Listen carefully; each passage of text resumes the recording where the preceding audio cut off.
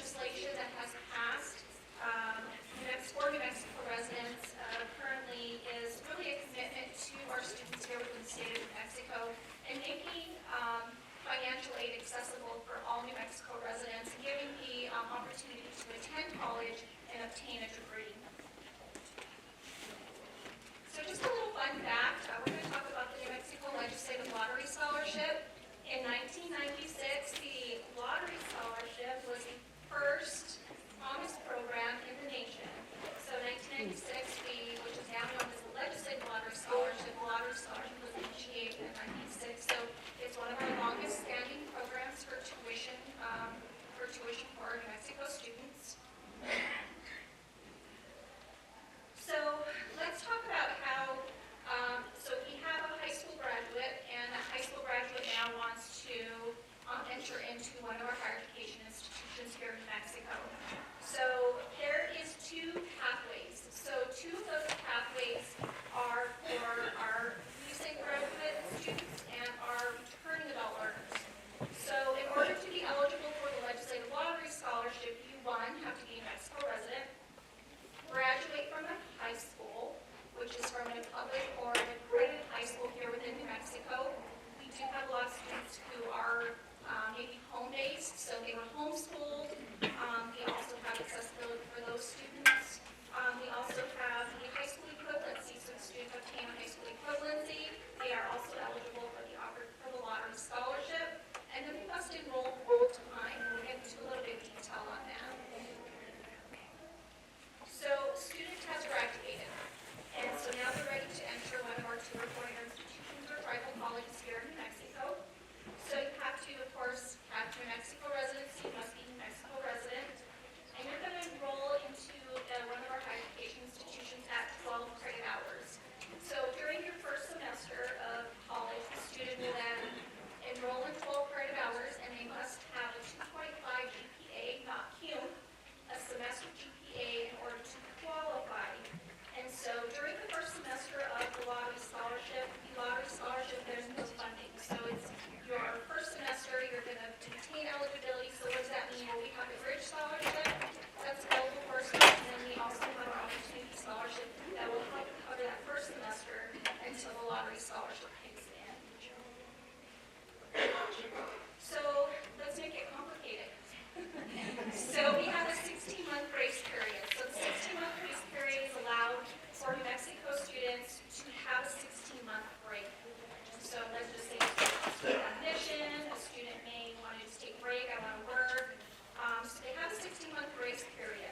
Now it gets a little complicated because within that 16-month grace period, a student can actually enroll part-time at one of our universities or community colleges. However, if a student enrolls outside of the state of New Mexico, then they now have deemed themselves ineligible for the lottery scholarship.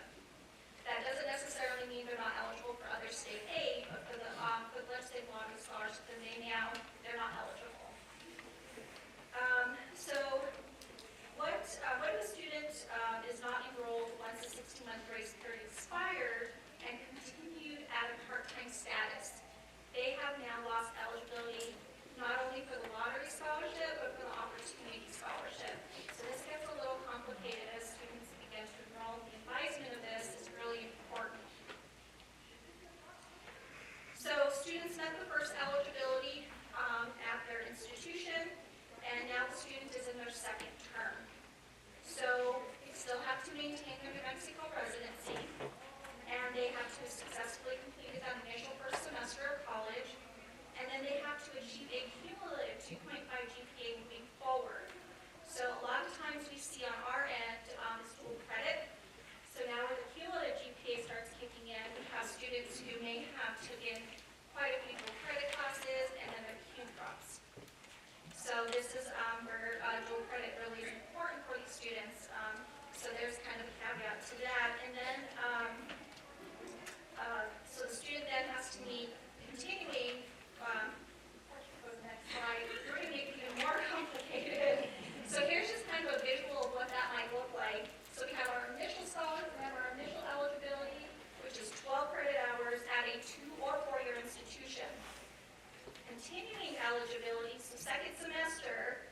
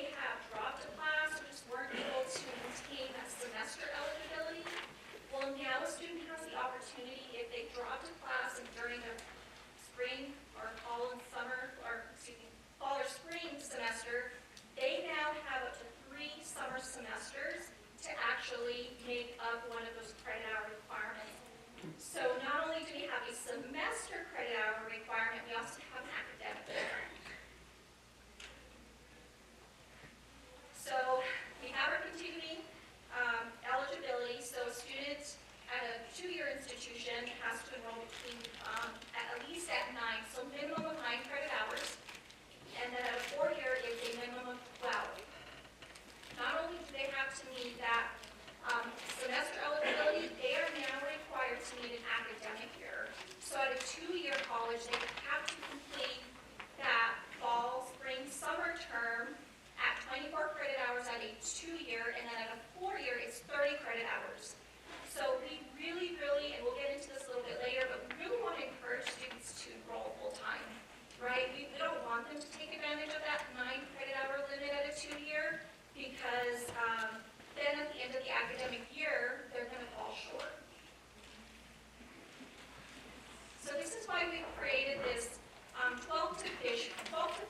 So even though a student can take the 9 credit hours or the 12 credit hours at a 4-year, the 12 to finish really establishes, it allows that student to meet that academic year requirement, and not only the academic year requirement, but then they're not forced to take one of their summer classes, and or if for some reason they have to drop a class, they're not having to take 2 or 3 classes in the summer.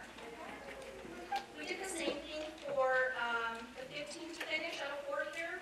So we do, again, just really want to promote students to enroll full-time. Again, it promotes college graduation, and it allows them to make that semester, that academic term requirement of 30 credit hours. So now we're going to go into the Opportunity Scholarship. So let's just say we have a student who is now they graduated a year ago or 2 after the 60-month grace period. They never enrolled in college, or they simply just want to go back. And they don't need that term for recent return student. So now we have Opportunity Scholarship. So to be eligible for the Opportunity Scholarship, you must not be a recent graduate learner, which is within that 60-month grace period of graduation. So again, you're a returning student, haven't been in college, or you took a break, and now you're wanting to return. So you can't have a bachelor's degree in order to qualify, or a master's. Has established, of course, New Mexico residency here within New Mexico, and you have to enroll in a minimum. So it's part-time status, a minimum of 6 credit hours for the Opportunity Scholarship. You must also, summer eligibility is also available, so the Opportunity Scholarship students have flexibility. It's not a requirement that students may certainly take advantage of summer. They're trying to finish their degree. You have to take a minimum between 3 and 9 credit hours. And of course, maintain 2.5 GPA. So this is what it looks like. So in addition to the 2.5 GPA, enrolling in a minimum of 6 credit hours, there's a credit hour cap for the Opportunity Scholarship. So students at a 2-year shall not have above 90 attempted credit hours. That's all credit hours. And then at a 4-year, it's 160. So no matter what pathway a student wants to sort of see themselves going into, the Opportunity Scholarship also covers certification programs, or certification certificates, which is credit bearing. So let's just say you have a student who may not want to go into an associate's degree. There's so many workforce training programs that are available to students, so there's a pathway for everybody.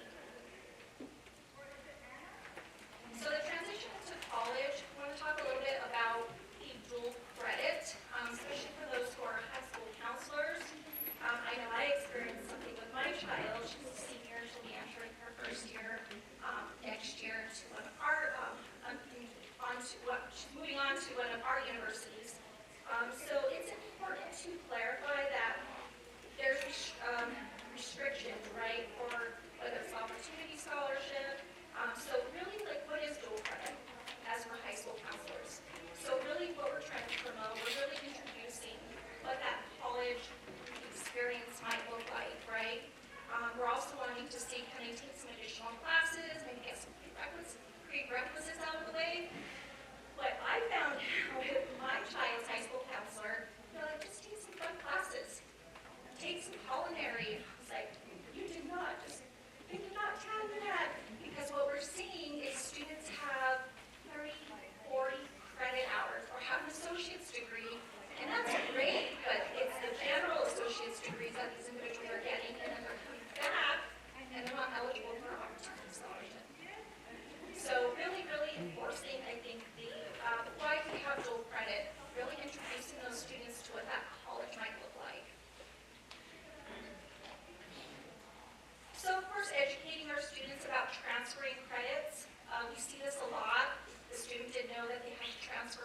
from their 2-year institution and they, finally got admitted into a 4. And so just something to think about as we have our dual credit students and that transferring of credit hours to their attending institution. And then, of course, encouraging participation in those, what they call like college fairs. So those are great things to participate in. I know I did one at UNM just last weekend, did campus tours, got to see their facilities. There were some wonderful resources and some amazing presenters. So again, thank you. We are definitely will be available for some questions. We have the New Mexico Higher Education Department website. So not only do we have